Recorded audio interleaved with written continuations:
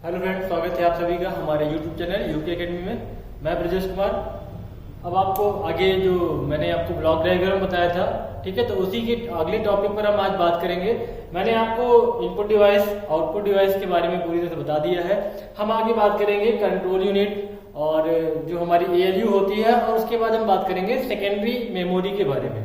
ठीक है, तो सबसे पहले हम देखते हैं हमारी कंट्रोल यूनिट क्या होती है। तो कंट्रोल यूनिट के बारे में हम जानना चाहेंगे तो क्या होता है।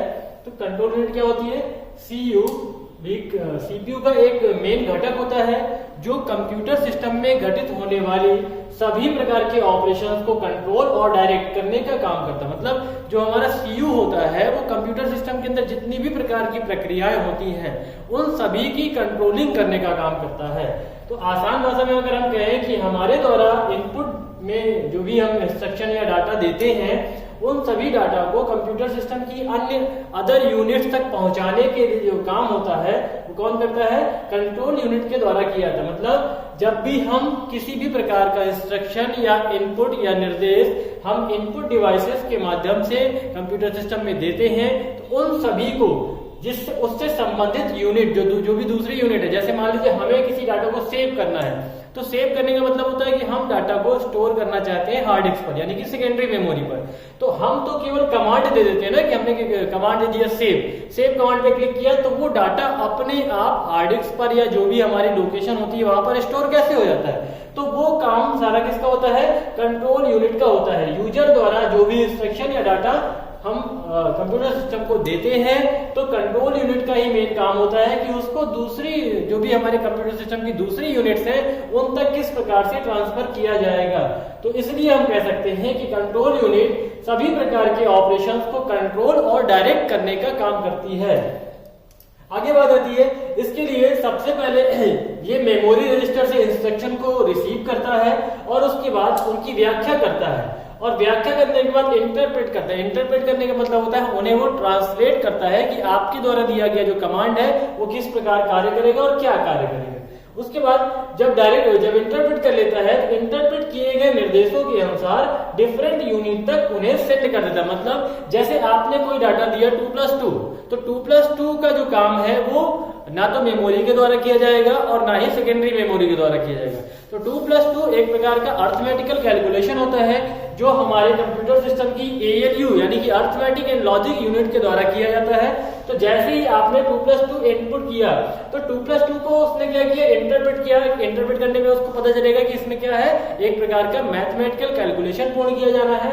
तो वो तुरंत ही उस जो भी हमने निर्देश दिए हैं या 2+2 करके एंटर किया हुआ है तो उस डाटा को उससे संबंधित डिफरेंट यूनिट तक सेंड कर देता है। तो डिफरेंट यूनिट क्या होगी उसकी, यानी कि उस डाटा को एएलयू तक भेज दिया जाएगा। तो ये काम किसने किया, कौन कंट्रोल कर रहा है इस काम को, सीयू के द्वारा कंट्रोल किया है। सीयू ने मेमोरी रजिस्टर से इंस्ट्रक्शन को ग्रहण किया और ग्रहण करने के बाद उनकी व्याख्या की अर्थात उनका इंटरप्रेट किया, और इंटरप्रेट करने के बाद उसे पता चल जाता है कि इस डाटा को हमें कहां भेजना है। मतलब इस डाटा पर जो भी प्रोसेस होने वाली है वो प्रोसेस किस जगह पर पूर्ण की जाएगी। जैसे मैंने बताया कि 2+2 करना है तो यानी कि यहाँ पर मैथमेटिकल कैलकुलेशन है तो डाटा कहां भेज दिया जाएगा, एएलयू में भेज दिया जाएगा।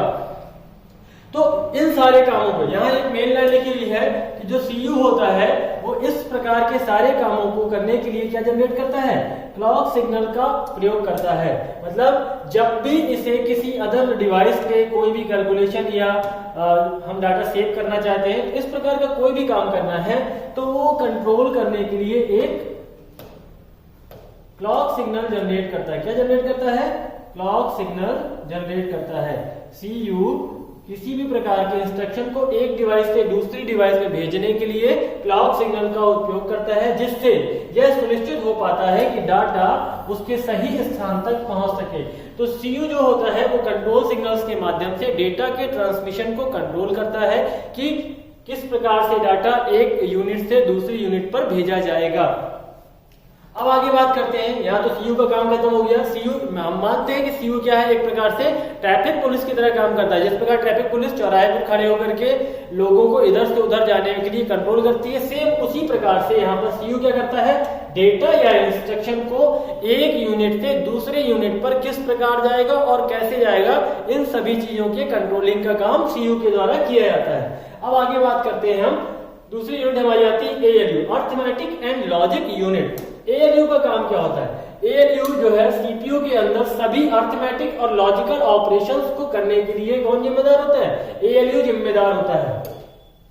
मतलब सीपीयू के अंदर जितने भी प्रकार के अर्थमेटिक और लॉजिकल का मतलब होता है तार्किक गणना। तार्किक गणना का मतलब क्या होता है? जैसे हम कंपैरिजन करते हैं कि A is greater than B या A is less than B, तो इस प्रकार के जितने भी कैलकुलेशन होते हैं वो सब यानी कि अर्थमेटिक और जितने भी लॉजिकल ऑपरेशन होते हैं उनके लिए कौन जिम्मेदार होता है? ALU जिम्मेदार होता है। ALU के द्वारा जितने भी लॉजिकल और अर्थमेटिकल कैलकुलेशन है पूर्ण किए जाते हैं। सीपीयू के द्वारा किए जाने वाले सभी कैलकुलेशन जैसे एडिशन हो गया, आपका सब्सट्रैक्शन हो गया, मल्टीप्लिकेशन हो गया, डिवीजन हो गया और कंपैरिजन हो गया, ठीक, ये हमारे सारे क्या कहलाते हैं? ये हमारे होते हैं अर्थमेटिकल और ये हमारा कहलाता है लॉजिकल। हम लॉजिकल के अंदर कंपैरिजन करने का ही काम करते हैं कि कौन सी संख्या किसी संख्या से बड़ी है या छोटी है या बराबर है या नॉट इक्वल है। तो ये सारे काम हमारे किस में आते हैं? कंपैरिजन में आते हैं। इन सभी प्रक्रियाओं की प्रोसेसिंग करने का काम अर्थमेटिक लॉजिक यूनिट का होता है। मतलब जितने भी प्रकार के अर्थमेटिकल और लॉजिकल कैलकुलेशन है उन सभी को ALU के द्वारा पूर्ण किया जाता है। आगे देखते हैं, ALU को हम कोर ऑफ द सीपीयू भी कहते हैं। क्या कहते हैं? Core of the CPU. ALU को क्या कहा जाता है? कोर ऑफ द सीपीयू भी कहा जाता है। एक कंप्यूटर कितनी तेज किसी प्रक्रिया को पूर्ण करेगा ये सीपीयू की कोर पर ही डिपेंड करता है। मतलब जितना अच्छा ALU होगा उतनी ही अच्छी वो प्रोसेसिंग की प्रक्रिया उतनी ही तेजी से पूर्ण कर पाएगा। आगे बात करते हैं, अक्सर हम जब कंप्यूटर खरीदने जाते हैं तो हमने सुना ही है कि एक प्रोसेसर सिंगल कोर का है या ड्यूल कोर का है। मतलब जितने कोर का प्रोसेसर होगा उसकी जो प्रोसेसिंग स्पीड होगी किसकी? अर्थमेटिक और लॉजिकल ऑपरेशंस करने की स्पीड जो होगी, जितना अच्छा कोर होगा या जितने ज्यादा कोर होंगे उतनी ही तेज होती है।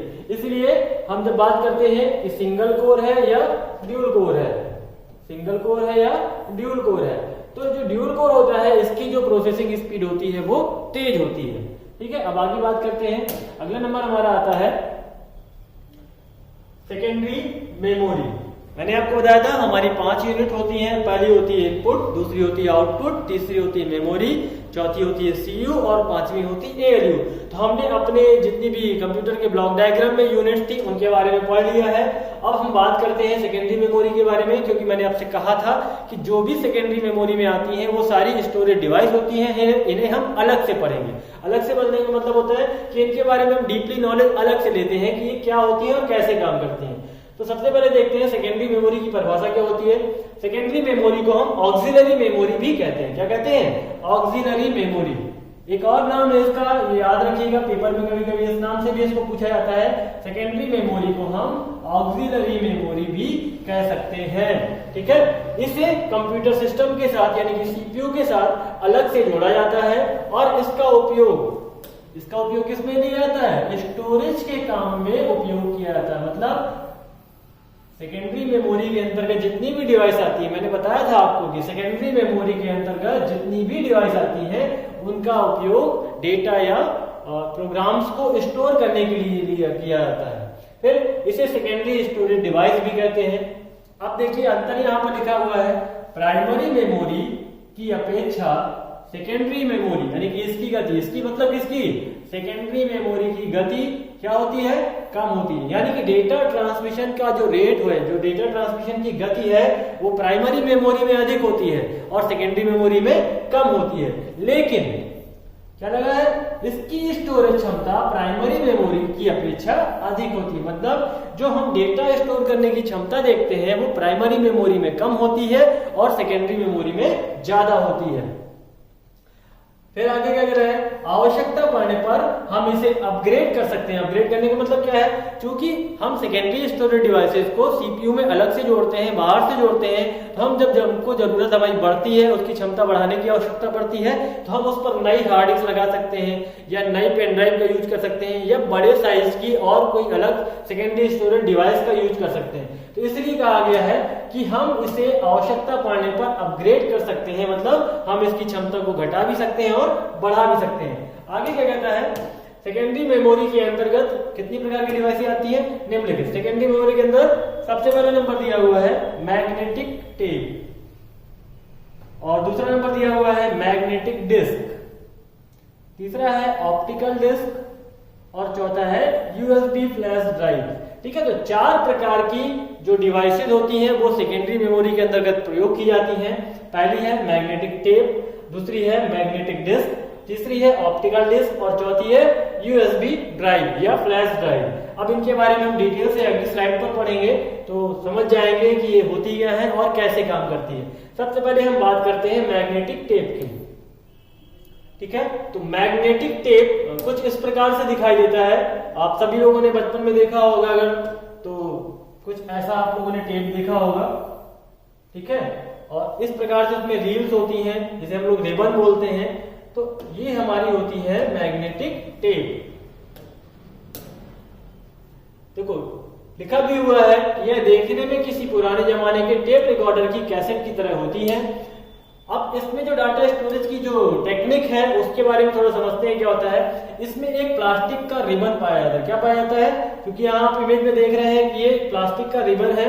अगर किसी ने पुरानी ड्राइव देखी होंगी या पुराने टेप देखे होंगे तो इस प्रकार का उनमें रिबन बनता है, जिसे हम लोग रील बोल सकते हैं। तो आधा इंच के लगभग की चौड़ाई का ये रिबन होता था, और इस रिबन पर चुंबकीय पदार्थ की परत चढ़ी होती थी। किसकी चढ़ी होती थी, चुंबकीय मैग्नेटिक मटेरियल की एक परत चढ़ी होती थी। इस मैग्नेटिक मटेरियल का प्रयोग ही हम डाटा को स्टोर करने के लिए करते हैं। मतलब जिस जो भी पदार्थ उसमें चढ़ा है उसका उपयोग किया जाता है डाटा को स्टोर करने के लिए। अब डाटा स्टोर करने के लिए मतलब डाटा उसमें राइट करना पड़ता है और रीड करना पड़ता है। तो राइट करने के लिए राइट हेड का प्रयोग किया जाता है, जिस प्रकार से हम टेप रिकॉर्डर में डाटा को रीड या राइट करते थे। अब इस पर हम डाटा को कई बार लिख सकते थे और कई बार मिटा भी सकते थे। और क्या है, ये बहुत सस्ते होते थे, ये तो बिल्कुल नॉमिनल सी बात है। लगभग सभी लोग को पता है कि पहले के जमाने में ये चीज चलती थी तो कितनी सस्ती आती थी। अब यहाँ पर एक लाइन आपके लिए बहुत इंपॉर्टेंट मैंने लास्ट में जोड़ दी है। ये आपके ट्रिपल सी के क्वेश्चंस के लिए बहुत इंपॉर्टेंट लाइन है। इनमें डाटा को क्रमागत यानी कि सीक्वेंशियल तरीके से एक्सेस किया जाता है। पेपर में सबसे पहला ऑप्शन यही आता है कि निम्नलिखित दी गई डिवाइसेज में किस डिवाइस का प्रयोग डेटा के सीक्वेंशियल एक्सेस के लिए किया जाता है। तो केवल मैग्नेटिक टेप ही एक ऐसी डिवाइस है जो डाटा का सीक्वेंशियल एक्सेस करती है। सीक्वेंशियल एक्सेस का मतलब क्या होता है, अभी हम लोग कंप्यूटर यूज करते हैं, कंप्यूटर की हार्ड डिस्क पर बहुत सारे मूवीज और बहुत सारे सॉन्ग हम लोग डाल लेते हैं। तो हम जब सॉन्ग सुनते हैं तो हमारे पास कोई पाबंदी नहीं होती है कि हमको पहले नंबर के सॉन्ग के बाद सीधे दूसरे नंबर का ही सॉन्ग सुनना है। हमें अगर तीसरे नंबर का सुनना होता है तो हम तीसरे नंबर पर सीधे क्लिक कर देते हैं और वो सॉन्ग हमारा चलने लगता है। तो ये क्या है, ये रैंडम एक्सेस है। मतलब हम जिस नंबर पर जाना चाहते हैं हम उस नंबर के सॉन्ग को सुन सकते हैं। लेकिन क्या बोल रहा है कि जो मैग्नेटिक टेप होता है वो क्रमागत तरीके से एक्सेस करता है। क्रमागत का मतलब क्या होता है, यदि आपको तीसरे पर जाना है पहले के बाद तो आपको दूसरे से होकर के ही जाना पड़ता है। तो मैग्नेटिक टेप की एक ये सीमा थी, या ये कह सकते हैं इसकी एक ये डिसएडवांटेज था कि हम इस पर केवल और केवल सीक्वेंशियल एक्सेस का काम कर सकते हैं। तो ये बहुत इंपॉर्टेंट लाइन है आपके एग्जाम के लिए कि हम मैग्नेटिक टेप में डेटा को सीक्वेंशियल तरीके से एक्सेस कर सकते हैं। अगला नंबर देखते हैं क्या है। मैग्नेटिक टेप के बाद आपका नंबर आता है फ्लॉपी डिस्क। फ्लॉपी डिस्क भी इस समय यूज में बहुत कम ली जाती है। पहले के जमाने में इनका यूज बहुत किया जाता था। कुछ इस प्रकार से दिखाई देती है हमारी फ्लॉपी डिस्क। ये ऊपर की जैकेट है जो आपको दिखाई दे रही है, इसके अंदर ब्लैक कलर की एक प्लास्टिक की डिस्क होती है, बिल्कुल पतली सी होती है, आपकी सीडी से भी ज्यादा पतली होती है। ठीक है, तो अब यूज में नहीं है इसलिए बहुत से लोग इसको पहचानते भी नहीं है। लेकिन हम अगर चित्र देखेंगे तो कुछ इस प्रकार से हमारी फ्लॉपी डिस्क नजर आती है। अब पहले में है इसके बारे में कि ये करती क्या है। देखो, फ्लॉपी डिस्क में बहुत पतले प्लास्टिक की एक गोल डिस्क होती है जो एक प्लास्टिक के कवर, जो मैं दिखा रहा हूँ ये ग्रीन कलर का दिख रहा है, ये क्या है, वो प्लास्टिक का कवर है जिसके अंदर एक ब्लैक कलर की प्लास्टिक की गोल डिस्क पाई जाती है। इस डिस्क पर भी चुंबकीय पदार्थ की परत चढ़ी होती है। क्योंकि हम जब डाटा को स्टोर कराने का काम करते हैं तो मैग्नेटिक मटेरियल का यूज किया जाता है। तो किसी भी प्रकार की डिवाइस होगी, अगर वो मैग्नेटिक डिवाइस है तो उस पर कहीं ना कहीं पर चुंबकीय पदार्थ की परत चढ़ी होती है जिसके द्वारा हम डेटा को स्टोर कर पाते हैं। आगे कह रहा है फ्लॉपी डिस्क को आकार एवं स्टोरेज के आधार पर दो भागों में डिवाइड किया गया था। पहली हमारी कहलाती है मिनी फ्लॉपी। क्या कहलाती है पहली? Mini floppy. अब आपको इसमें मेन पढ़ना है कि मिनी फ्लॉपी का जो साइज होता है वो 3.5 या बोल सकते हैं 3 सही 1/2 इंच होता है और इसकी स्टोरेज क्षमता 1.44 MB होती है। कितनी होती है? 1.44, यानी कि 3.5 इंच की जो फ्लॉपी आती थी उसकी जो स्टोरेज क्षमता होती थी 1.44 MB होती थी। अब आप आज बात करते हैं, हम लोग जब भी मेमोरी कार्ड वगैरह लेते हैं या कंप्यूटर या मोबाइल में स्टोरेज की बात करते हैं तो हम लोग जीबी में बात करते हैं। कैसे बात करते हैं? जीबी में। लेकिन ये क्या है? ये पहले के समय पर यूज की जाने वाली स्टोरेज डिवाइसेस है जहां पर हम 1.44 MB में भी काफी डाटा स्टोर कर सकते थे। काफी डाटा का मतलब क्या है? पहले के जमाने में डाटा का मतलब होता था केवल टेक्स्ट, और टेक्स्ट को हम बहुत कम जगह लेता है किसी भी डिवाइस पे स्टोर होने के लिए। तो पहले जब फ्लॉपी डिस्क वगैरह यूज की जाती थी तो केवल टेक्स्ट फाइलों का ही आदान प्रदान किया जाता था, इसलिए ये हमारे बहुत यूजफुल होती थी। उसके बाद आगे एक लाइन लिखी हुई है, यह लगभग 360 RPM। RPM का मतलब होता है रिवॉल्यूशन। ये भी इंपॉर्टेंट है आपके पेपर के लिए। इस प्रकार का क्वेश्चन आता है कि RPM का फुल फॉर्म क्या होता है कंप्यूटर के सब्जेक्ट में। तो कंप्यूटर सब्जेक्ट में RPM का मतलब होता है रिवॉल्यूशंस पर मिनट। क्या होता है? रिवॉल्यूशंस पर मिनट। यदि आप मैकेनिकल में RPM की बात करते हैं तो रोटेशन पर मिनट होता है, लेकिन हम कंप्यूटर के स्टोरेज डिवाइस की बात करेंगे तो यहाँ पर क्या हो जाएगा? रिवॉल्यूशंस पर मिनट, यानी कि चक्कर या घूर्णन प्रति मिनट की दर से। तो अंदर जो इसके डिस्क होती है वो प्रति मिनट की दर से 360 बार घूमती है, मतलब एक मिनट में 360 चक्कर वो लगा देती है। अगले नंबर देखते हैं, दूसरी फ्लॉपी होती है हमारी माइक्रो फ्लॉपी। माइक्रो फ्लॉपी का जो व्यास होता है वो 5.5 इंच का होता है और इसकी जो स्टोरेज क्षमता होती है वो 2.88 MB होती है। लेकिन अब मैं बता रहा हूं कि सबसे ज्यादा हमारी मिनी फ्लॉपी यूज की गई थी, क्योंकि जब माइक्रो फ्लॉपी आई थी इसके कुछ ही समय बाद से हमने हार्ड डिस्क का प्रयोग चालू कर दिया था। तो हमारा जो माइक्रो जो फ्लॉपी है इसका ज्यादा यूज नहीं रहा, ये ज्यादा फेमस नहीं हुई। तो आपका जो क्वेश्चन आता है वो अधिकतर इससे आता है कि फ्लॉपी डिस्क की जो स्टोरेज क्षमता होती है नॉर्मल वो कितनी होती है। तो उसको हम बोल सकते हैं कि 1.44 MB होती है। ठीक है, तो ये थी हमारी फ्लॉपी डिस्क। अब इसके आगे हम देखते हैं हमारा नंबर आता है हार्ड डिस्क पर।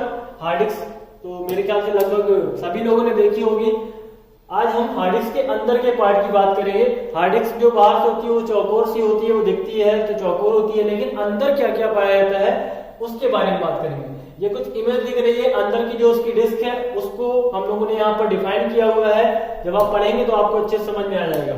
ठीक है, तो दुनिया की पहली हार्ड डिस्क IBM कंपनी के द्वारा सन 1980 में बनाई गई थी और इसमें एल्यूमिनियम की धातु से बनी हुई डिस्क पाई जाती है। मतलब एक हार्ड डिस्क में एक डिस्क नहीं होती है, 3 या 4 डिस्क होती हैं जो एक रोटेटर पर लगी होती हैं। ठीक है, तो और उस डिस्क पर किस पदार्थ का होता है लेप? यहाँ पर हमने पदार्थ में लिखना भूल गए हैं, लेकिन क्या होगा? मैग्नेटिक पदार्थ, चुंबकीय पदार्थ का ही लेप लगा रहता है और यह डिस्क एक दूरी पर बड़ी तेजी से घूमती है और इसकी गति को भी किस पे नापते हैं? RPM पे नापते हैं। किस पे नापते हैं? RPM, यानी कि रिवॉल्यूशंस पर मिनट। ठीक, तो हार्ड डिस्क की जो डिस्क है उसकी भी घूमने की क्षमता को हम लोग RPM पे ही नापते हैं और मार्केट में 5200 RPM या 7200 RPM वाली हार्ड डिस्क उपलब्ध है। अब एक चीज ध्यान दीजिएगा, जब भी हम मार्केट में लेने जाते हैं तो हमें हमेशा अधिक RPM वाली हार्ड डिस्क लेना चाहिए, क्योंकि अधिक RPM वाली हार्ड डिस्क जब हम लेंगे तो उसकी डेटा पर प्रोसेस करने की जो स्पीड होगी वो तेज होगी। यानी कि डेटा को रीड या राइट करना है तो जितना ज्यादा RPM होगा, जितनी तेज गति से डिस्क अंदर घूमेगी उतनी ही तेज गति से वो डेटा को ट्रांसमिट भी कर पाएगी या डेटा को रीड कर पाएगी। आगे बात करते हैं, हार्ड डिस्क ड्राइव में ट्रैक और सेक्टर में डेटा स्टोर किया जाता है। अब आप यहाँ पर आइए, अब हम बात करें डिस्क की। डिस्क में क्या क्या है? जो भी हमारे गोल गोल सर्कल बने हुए हैं इन्हें हम क्या बोलते हैं? इन्हें हम ट्रैक्स बोलते हैं। ठीक है, और फिर इसको हमने लंबवत डिवाइड कर दिया हुआ है तो इसको हम लोग क्या बोलते हैं? सेक्टर बोलते हैं। तो जो डेटा होता है हमारा वो ट्रैक और सेक्टर्स के बीच में स्टोर किया जाता है। ठीक है, फिर आगे बोलते हैं, जब हम अपनी हार्ड डिस्क पर ऑपरेटिंग सिस्टम को इंस्टॉल करते हैं तो वो सबसे पहले किस ड्राइव में इंस्टॉल होता है? सी ड्राइव में इंस्टॉल होता है। और क्या होता है कि जो हमारी स्टोरेज क्षमता होती है वो हार्ड डिस्क पर ही डिपेंड करती है। हम अगर अपने कंप्यूटर सिस्टम की स्टोरेज क्षमता की बात करेंगे तो कहां पर डिपेंड करेगी? हार्ड डिस्क पर डिपेंड करेगी। वर्तमान में 1 टेराबाइट से लेकर के 100 टेराबाइट तक की हार्ड डिस्क बाजार में उपलब्ध है। तो जितनी ज्यादा मेमोरी, मैंने आपको मेमोरी यूनिट के एक स्लाइड कल दिखाई थी, अगर आपको याद होगा तो अच्छी बात है, मैं एक बार और दिखा देता हूं।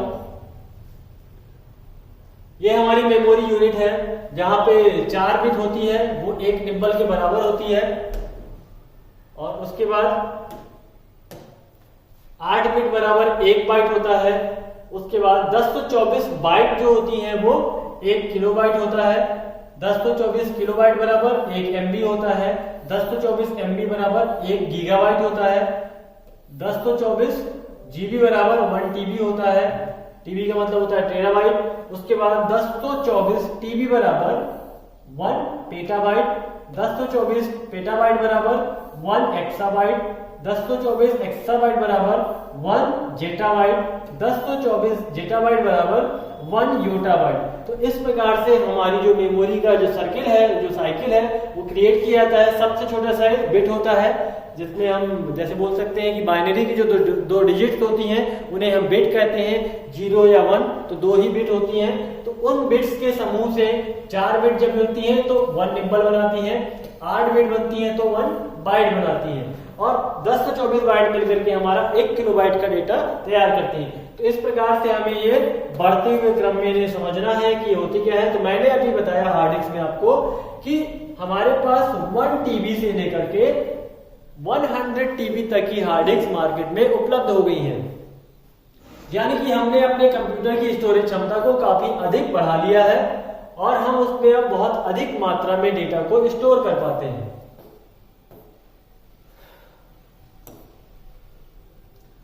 अब अगला नंबर आता है हमारा ऑप्टिकल डिस्क का। हार्ड डिस्क के बाद क्या नंबर आएगा हमारा? ऑप्टिकल डिस्क का। ऑप्टिकल डिस्क में हम लोग CD या DVD का प्रयोग करते हैं। ऑप्टिकल डिस्क का मतलब क्या होता है? ऑप्टिकल शब्द यूज किया जाता है जब भी हम कभी प्रकाशीय मतलब प्रकाश की सहायता से किसी भी प्रकार का प्रकाश हो, चाहे वो लेजर लाइट हो या नॉर्मल लाइट हो या किसी भी प्रकार का अल्ट्रावायलेट लाइट हो, तो जब भी हम प्रकाश का बात करते हैं तो वहां पर क्या आता है? ऑप्टिकल डिस्क की बात करते हैं। किसकी बात करते हैं? ऑप्टिकल की बात करते हैं। किसकी? ऑप्टिकल की। तो हम लोग जो CD या DVD यूज करते हैं वो सारी चीजें हमारी ऑप्टिकल डिस्क के अंतर्गत आती हैं।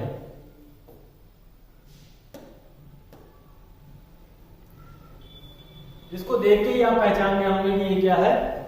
मेरे ख्याल से सभी लोगों ने देखा होगा कि ये हमारी क्या होती है? CD या DVD इसी प्रकार से दिखाई देती है। अब बात करते हैं ऑप्टिकल डिस्क क्या होती है। ये पॉलीकार्बोनेट यानी कि ये पॉलीकार्बोनेट की बनी हुई एक डिस्क होती है जिस पर एक रासायनिक पदार्थ, अब मैं उस रासायनिक पदार्थ का नाम बता रहा हूं, उसको हम लोग रेजिन बोलते हैं। क्या बोलते हैं? रेजिन। उस रासायनिक पदार्थ का नाम है रेजिन। रेजिन की एक परत चढ़ी होती है। ये एक प्रकार का रिफ्लेक्टिव पदार्थ होता है, ठीक है, जिस पर हम डाटा को लिखते हैं। ऑप्टिकल डिस्क में डेटा जो है वो डिजिटल फॉर्म में सुरक्षित रहता है। डाटा को ऑप्टिकल डिस्क पर रीड और राइट करने के लिए कम क्षमता वाले लेजर लाइट का या लेजर के प्रकाश का प्रयोग किया जाता है। मतलब हम ऑप्टिकल डिस्क में डेटा को लिखने और पढ़ने दोनों ही कामों के लिए लेजर का प्रयोग करते हैं। बस ये ध्यान देना होता है कि कम क्षमता वाले, किसका? कम क्षमता वाले लेजर के प्रकाश का प्रयोग किया जाता है। किस लिए? CD या DVD या किसी भी प्रकार की ऑप्टिकल डिस्क में जब भी हम डेटा को रीड राइट करते हैं तो लेजर का प्रयोग किया जाता है। आगे बात करते हैं। ऑप्टिकल डिस्क 2 प्रकार की होती है, एक होती है CD और दूसरी होती है DVD। CD का फुल फॉर्म होता है हमारा कॉम्पैक्ट डिस्क। क्या होता है? Compact disc.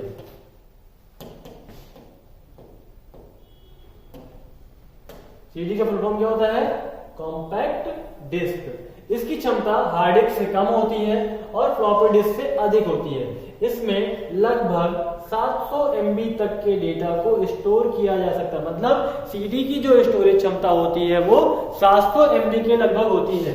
इसमें डाटा लगभग 30 वर्षों तक सुरक्षित रहता है। क्योंकि डाटा इस पे इलेक्ट्रॉनिक फॉर्म पे नहीं रहता है, इसलिए इस पर डाटा ज्यादा देर तक स्टोर रह सकता है और सुरक्षित रह सकता है। किंतु जब हम इसकी सतह पर स्क्रैच आ जाते हैं तब डाटा को रीड या राइट करने में परेशानी होती है। आप लोगों ने अगर सीडी यूज की होगी तो आप भी देखते होंगे जब सीडी ज्यादा घिस जाती है तो राइटर द्वारा उसको आसानी से रीड नहीं कर पाया होता है और हमको समस्या आने लगती है। कभी कभी हमारी जो भी इमेज है या जो भी पिक्चर्स होती है वो रुक कर चलने लगती है। तो उसकी समस्या क्या है, स्क्रैच की समस्या इसमें हमेशा बनी रहती है। अगर स्क्रैच ना पड़े तो इस पर डाटा लगभग 30 वर्षों तक आसानी से सुरक्षित रखा जा सकता है। आगे बात करते हैं, सीडी के बाद नंबर आता है डीवीडी का। तो डीवीडी क्या होती है? डीवीडी का फुल फॉर्म होता है डिजिटल वर्साटाइल डिस्क। ये भी इंपॉर्टेंट है, डीवीडी का फुल फॉर्म क्या है? Digital versatile disc. ये याद रखिएगा, कई लोग इसको डिजिटल वीडियो डिस्क बोल सकते हैं, लेकिन जब भी हम एग्जाम की बात करते हैं तो वहां पर क्या बोलना होता है? Digital versatile disc. ठीक है, तो डीवीडी की जो स्टोरेज क्षमता होती है वो सीडी की अपेक्षा बहुत अधिक होती है। मतलब डीवीडी में जो हम डेटा स्टोर करते हैं वो सीडी की मात्रा में हम बहुत अधिक ज्यादा या बहुत ज्यादा मात्रा में डेटा को स्टोर कर सकते हैं। यहाँ आगे लिखा हुआ होगा कहीं पे, ये लिखा है कि डीवीडी में लगभग 4.7 जीबी से लेकर के 17 जीबी तक का डेटा स्टोर किया जा सकता है। यहाँ पर हमने दो चीजें लिख दी हैं, 4.7 जीबी से लेकर के 17 जीबी तक। लेकिन क्वेश्चन केवल आया करता है कि डीवीडी की स्टोरेज क्षमता कितनी होती है। तो आपको 4.7 वाले ऑप्शन पर क्लिक करना है, 4.7 जीबी। क्यों? क्योंकि इससे कम नहीं होती है। ठीक है, इससे अधिक अब जब भी नई टेक्नोलॉजी आती जाएगी तो स्टोरेज क्षमता नॉर्मल सी बात है बढ़ती जाएगी। तो आपको आंसर देना है कि डीवीडी की स्टोरेज क्षमता 4.7 जीबी होती है। कितनी होती है? 4.7 जीबी। एक और अंतर है सीडी और डीवीडी में कि यदि हम सीडी राइटर का प्रयोग करते हैं जिसके द्वारा हम सीडी को रीड करते हैं तो सीडी राइटर में डीवीडी को रन नहीं किया जा सकता है। मतलब डीवीडी डिस्क को सीडी के प्लेयर में नहीं चलाया जा सकता है, जबकि डीवीडी प्लेयर में सीडी या डीवीडी दोनों ही प्रकार की डिस्क को रन कराया जा सकता है। तो इस प्रकार से हमने पढ़ा कल इसमें सीडी और डीवीडी के बारे में। आगे देखते हैं हम USB flash drive. USB flash drive में हम लोग जो नॉर्मल सी चीजें पेन ड्राइव वगैरह यूज करते हैं ये सारी यूएसबी फ्लैश ड्राइव में आती हैं। अब इनको फ्लैश ड्राइव क्यों बोलते हैं? क्योंकि ये साइज में बहुत कॉम्पैक्ट होती है और छोटी सी जगह पे बहुत अधिक मात्रा में डेटा को स्टोर कर सकती हैं। तो यह वर्तमान की सबसे पॉपुलर और पोर्टेबल सेकेंडरी मेमोरी डिवाइस है जो यूएसबी पोर्ट के माध्यम से कंप्यूटर से जोड़ी जाती है, जिसे हम पेन ड्राइव के नाम से भी जानते हैं। इसका प्रयोग ऑडियो, वीडियो या किसी भी प्रकार के डेटा को स्टोर करने के लिए, सेव करने के लिए, एक जगह से दूसरी जगह लेके जाने के लिए किया जाता है। ठीक है, ये एक प्रकार की फ्लैश मेमोरी होती है। फ्लैश मेमोरी का यूज किया जाता है जब हम किसी छोटी साइज की मेमोरी में या छोटे साइज की डिवाइस में अधिक मात्रा में बल्क के रूप में डेटा का ट्रांसमिशन कर पाते हैं तो उसको हम क्या बोलते हैं? फ्लैश ड्राइव बोलते हैं। तो यूएसबी ड्राइव जो होती है, जो पेन ड्राइव होती है, उनका यूज ही यही है कि इसमें हम छोटे से साइज की होती हैं और काफी ज्यादा बड़ी मात्रा में हम इस पर डेटा लेकर के एक जगह से दूसरी जगह ले जा सकते हैं। तो जब बल्क में डेटा किसी छोटी जगह पे स्टोर हो सकता है तो उसको हम क्या बोलते हैं? फ्लैश ड्राइव बोलते हैं। इसका सबसे अच्छा एग्जांपल हमारे सामने है, ये पेन ड्राइव्स होती हैं। तो ये हम अपने कंप्यूटर में यूज करते हैं तो डेटा को एक जगह से दूसरी जगह आसानी से ले जा सकते हैं। तो इस प्रकार से आज हमने पढ़ा कि सीयू क्या होता है और सीयू क्या करता है। तो मैं फिर से एक बार रिकॉल करा दे रहा हूं कि सीयू जो होता है उसको हम लोग कंट्रोल यूनिट बोलते हैं। कंट्रोल यूनिट का मेन काम होता है हमारे सिस्टम में किसी भी प्रकार की गतिविधि या प्रोसेस की जाए, मतलब किसी भी प्रकार का ऑपरेशन किया जाना है तो उन सभी ऑपरेशंस को कंट्रोल यूनिट के द्वारा ही कंट्रोल किया जाता है। कंट्रोल यूनिट सीपीयू का एक प्रमुख घटक है जो कंप्यूटर सिस्टम में घटित होने वाले सभी ऑपरेशंस को कंट्रोल और डायरेक्ट का मतलब होता है निर्देशित करना। ठीक है, तो कंट्रोल और डायरेक्ट करने का काम करती है। या हम आसान भाषा में बता सकते हैं कि कंप्यूटर जो सीयू होता है वो हमारे द्वारा दिए गए इनपुट, यानी कि जब भी हम इनपुट में किसी भी प्रकार का इंस्ट्रक्शन या डाटा देते हैं तो उसे कंप्यूटर सिस्टम की अन्य यूनिट तक ट्रांसफर करने का काम कंट्रोल यूनिट का होता है। अगला नंबर हमने पढ़ा था ALU। ALU का मतलब क्या होता है? Arithmetic and logic unit.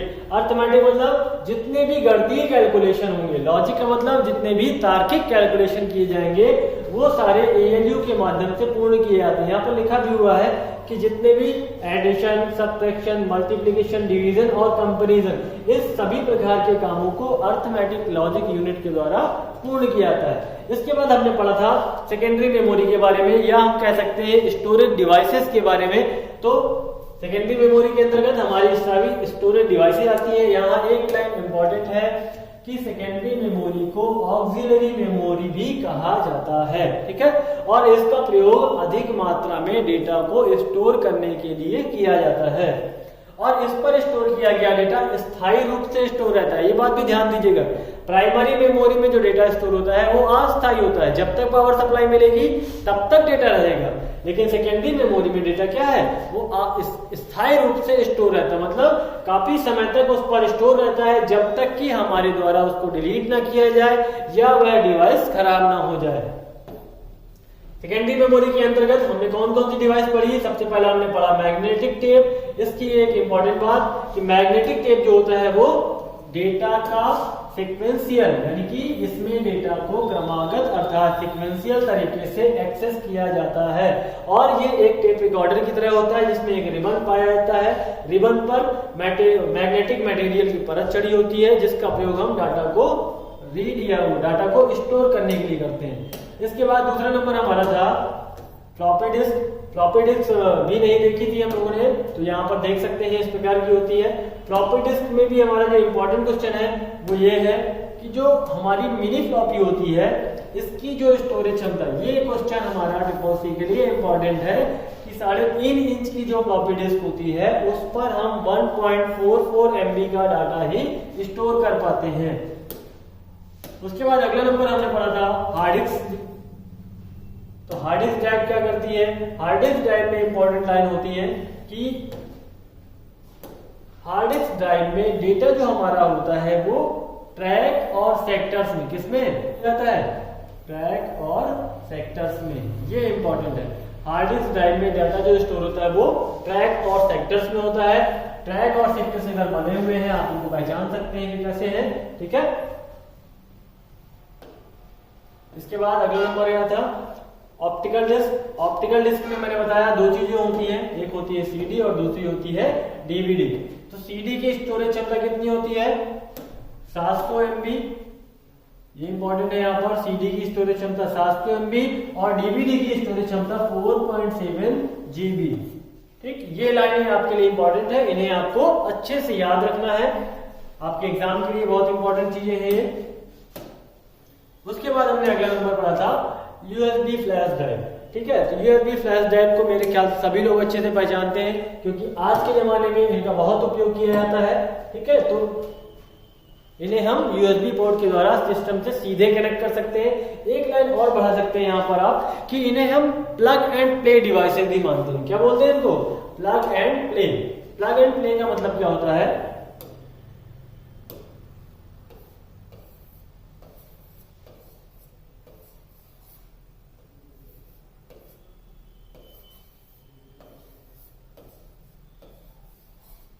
Plug and play, ये कौन सी डिवाइस होती है? प्लग एंड प्ले डिवाइसेस होती हैं। इन्हें हम जैसे ही सिस्टम में कनेक्ट करते हैं तो हमें इनको सिस्टम से कम्युनिकेट कराने के लिए किसी विशेष ड्राइवर सॉफ्टवेयर की आवश्यकता नहीं पड़ती है।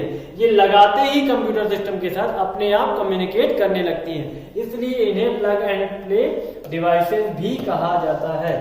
तो इस लाइन को भी नोट कर लीजिएगा, लाइन भी आप नोट कर लीजिएगा कि इन USB डिवाइसेस को प्लग एंड प्ले डिवाइसेस भी कहा जाता है। क्यों? क्योंकि जब भी हम इसे सिस्टम से जोड़ते हैं तो इसको रन कराने के लिए या इनको यूज करने के लिए हमें किसी अलग से किसी सॉफ्टवेयर की आवश्यकता नहीं पड़ती है। तो इस प्रकार से आज हम लोगों ने CU, ALU और सेकेंडरी मेमोरी अर्थात स्टोरेज डिवाइसेस के बारे में पढ़ा है। अब हम कल आपको नेक्स्ट वीडियो पर देंगे हार्डवेयर तथा सॉफ्टवेयर कॉन्सेप्ट, जिसमें हम पढ़ेंगे कि हार्डवेयर क्या होता है और सॉफ्टवेयर क्या होता है, सॉफ्टवेयर कितने प्रकार का होता है और सॉफ्टवेयर के काम क्या क्या होते हैं। ठीक है, तो आज के लिए इतना ही। Thank you.